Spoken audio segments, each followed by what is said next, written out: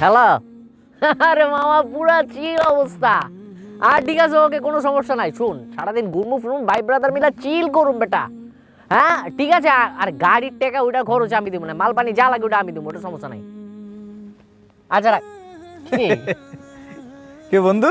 হ্যাঁ। চিলকাওয়া টাওয়া শকুনের কথা শুনলাম মনে হইতাছে। আরে বেটা চিল খাওয়া না, ব্যাপার হইতাছে কি সামনে তো 31st, বুঝছস? চিন্তা করতেছি ভাই ব্রাদার মিলে একটু খাওয়া দাওয়া মোজ মাস্তি। খাওয়া দাওয়া? তাহলে তো আমিও আছি। আরে বেটা ওই খাওয়া দাওয়া না, তাহলে ব্যাপার হইতাছে গিয়া 31st তো মনে করছি আমরা ভাই ব্রাদার মিলে মোজ মাস্তি করুম, ঘুরমু ফিরমু, আতশবাজি, মনে কর যে আকাশটা পুরো রঙিন হয়ে যাবে, রঙিন একটা ভাইব নিয়া এই ঘুরা ফিরা ফুর্তি ফার্তি মোজ মাস্তি এটার ব্যাপারে কথা কইতাছিলাম আর কি, বুঝছস? এটা কি ঠিক হবে? ধর বেটা, এইসব ঠিক বেঠিকের কোনো কিছু বুঝাবুঝি নাই।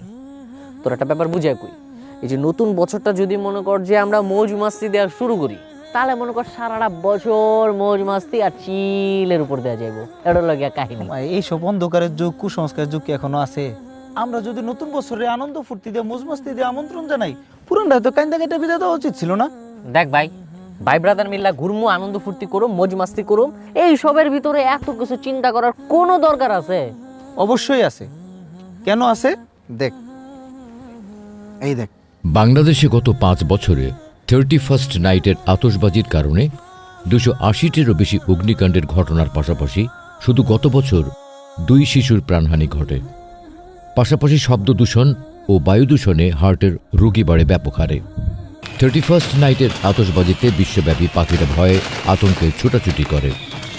বুলগেরিয়াতে বিখ্যাত ফিঞ্চ পাখি, রোমের স্টার্লিং পাখি সহ হাজার হাজার পাখি মারা যায় এই রাতে। এই রাতে বিশ্বব্যাপী মদ বিক্রি কয়েকগুণ বেড়ে যাওয়ায় মাতাল অবস্থায় ড্রাইভিংয়ের ফলে সাধারণ দিনের চেয়ে এই দিনে অ্যাক্সিডেন্ট প্রায় 117% বেশি হয়। অ্যাক্সিডেন্টে প্রায় 42% মৃত্যুর কারণ মদ। অথচ বাংলাদেশে এই সময় প্রত্যন্ত জনপদের মানুষরা প্রচণ্ড শীতে খুব কষ্ট পায়। তাই একদল মানুষ এসব 31st নাইটের মতো থার্স্টি দিবস পালন না করে দূর দূরান্তের শীতার্ত মানুষদের জন্য গরম কাপড় ও খাবার নিয়ে ছুটে যায়। এবার ভাইবা দেখ, 31st নাইট পালন করে নিজে মরবি নাকি অন্যের মরার কারণ হবি? ওই কিরে, পাপ্পিরে পাইলি কই? তোর ওই জায়গায় কি করস? কি অবস্থা ম্যান? আরে বেটা, একদিকে হাঁসের মাংস আর ভুনা খিচুড়ি, অন্যদিকে হিসাব নিকাশ। হিসাব নিকাশ?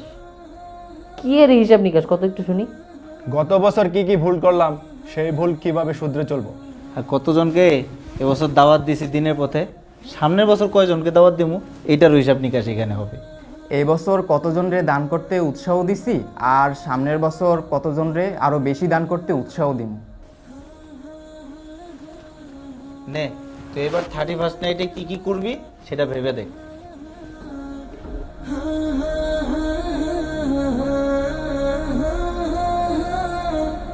যে পরিমাণে গুণা করছি, গুণাগুলার হিসাব করুম আর গুণা থেকে বাইচে থাকার লাগে একটা প্ল্যান করুম, এগুলোর হিসাব করুম এবার। আর আপনারা যারা আমাদের এই কন্টেন্টটা দেখতেছেন, তারাও এখন থেকে প্ল্যান করেন গুণা থেকে কিভাবে বেঁচে থাকবেন।